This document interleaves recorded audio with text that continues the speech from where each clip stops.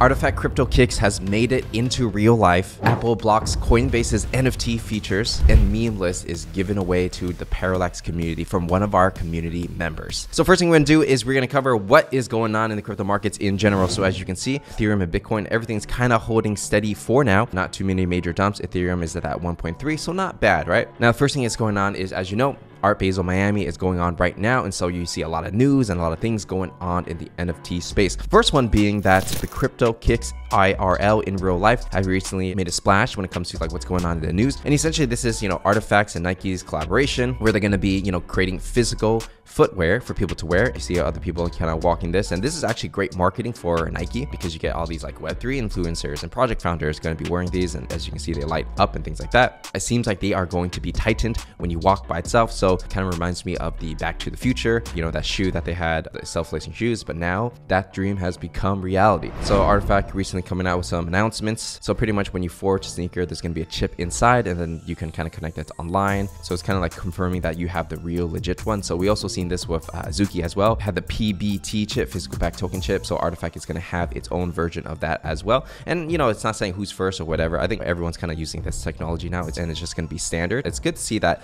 some of the top projects are definitely using this technology and pushing the space forward. What actually got everyone's most attention is probably this teaser that came out recently where they had a CloneX kind of surfing on this hoverboard over here with the self-lacing shoes, obviously, and then this guy's going to be running. So there's a lot of hype going on with CloneX right now in general. People are excited for the physical side, the digital side, where you are able to forge these NFTs into real physical product. And of course, Project Animus is going to be coming out, so there has been more details on that. So this is going to be the next collection after CloneX. That's not going to be like a space pod or a shoe, but actually like some kind of like creature. It's similar to Pokemon, and people speculate that they're going to use this and it's going to like evolve over time. Maybe you start with a smaller one, then there's like the middle one, then a larger one, similar to like Charmander, Charmeleon, Charizard. So if you have a CloneX, you're going to be able to claim one of these for free. So the supply might be anywhere between 20K to 40K. I think they're just going to really see where the demand is at, where the market is at, and probably my guess is they're going to think about how to maximize revenue in this situation. If they can do 40K, which is what they say the limit is going to be, right, will not exceed 40K, they will probably do 40, right? So it just depends on how bullish the market is on the time of release,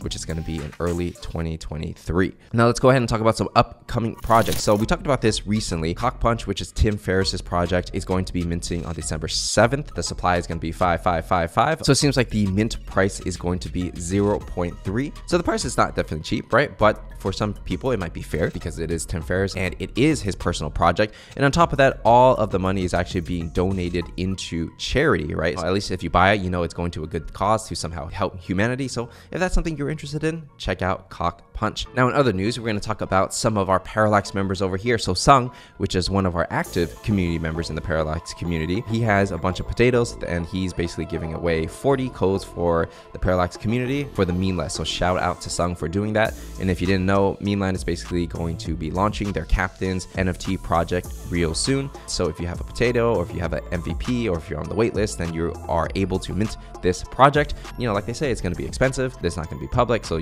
there will probably be a lot of hype for this project. So shout out to Sung for you for giving out the codes. Another quick thing I want to talk about is going to be degods. So degods and Utes is one of the hotter projects when it comes to Solana. Probably the two hottest projects, actually. They're kind of carrying the whole entire Solana scene. So as you can see here, there's Frank degods, who is undoxed now, which is great because now there's more accountability. People know who he is, and he probably wants to do the right thing now that everyone knows who he is, right? And he came out docked on his own, so it wasn't like someone doxed him, but he just wanted to go out there because the project is so big at this point, right? And something for me, I'm learning watching this from afar, is kind of like if you're an NFT project, your goal is actually to capture as much attention as possible, and then also have a back-end team working on products so that you have all this attention, and then somehow you can monetize this attention in some way, right? So now when I look at different NFT projects, I'm always looking for how are they capturing your attention, and then do they have a team to actually develop a product, right? It's the same with Artifact, Memeland, Azuki, all of them, right? It's all about capturing attention. If you don't have attention, nobody really cares about the products that you create, right? And I know a lot of people are like, oh, this is just a gimmick. This is just someone drinking beer from a sneaker. How is that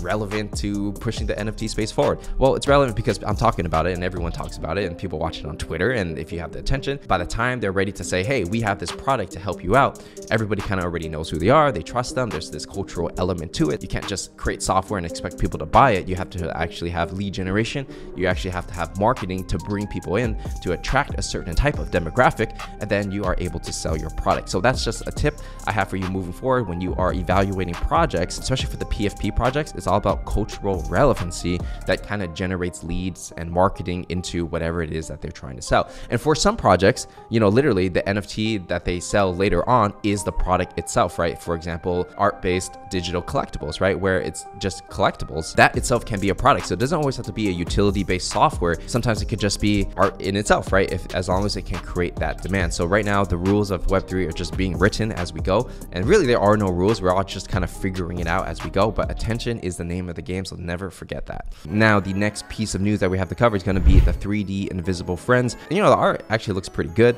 You know, during a bull market, like if we were in like peak bull, this would definitely go like crazy. But because we're in the bear market, you know, 0.4, 0.5 is a pretty good price for this community, right? So, I mean, overall, I like the art. I mean, there's not really much to it besides it being an art project. They're not necessarily promising anything. Maybe you're going to get more NFTs in the future. And this is one example of like a project capturing attention. They're not necessarily promising the world. They're kind of like more of an IP brand kind of thing. If you enjoy this kind of art, you want to support these creators, then this is pretty much what it is. One can say like, hey, you know, if it's just NFT after NFT, does that really create value? Depends. You know what I mean? Like you can say the same for the contemporary art world. If people create art and you just hold the art, does that create value? Yes and no, right? Even if you look at, let's say like potatoes, for example, right? The main utility of potatoes is to have the opportunity to mint the captains, right? So is that value? For some people, it is. In this space, what I've learned is that people value products and services and NFTs in different ways. Can things go to zero? Yeah, absolutely. That's a risk we all take with every single NFT. But if people value it and the perceived value is there and people are willing to pay money for it,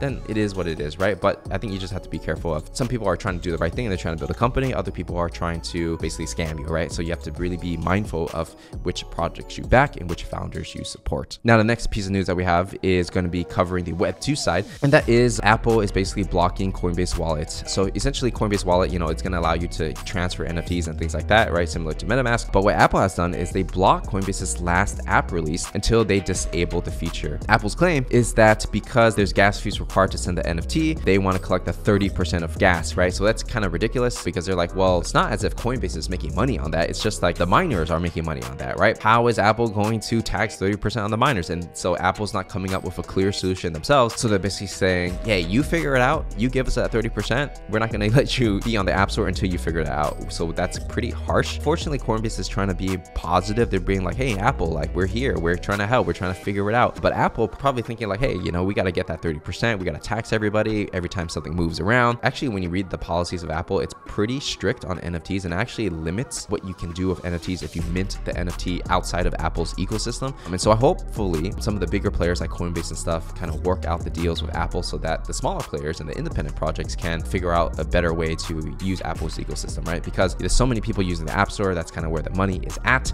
So if Apple takes its 30% tax of everything, it's kind of hard for the independent creator, but somehow we have to make this model work. Hopefully this problem is resolved in the near future so that we all can thrive in the NFT space and onboard new people into the space. And so with that said, that's everything we got to cover for this video. If you enjoyed it, make sure to give it a like, subscribe, turn on notifications, and I will see you in the next one.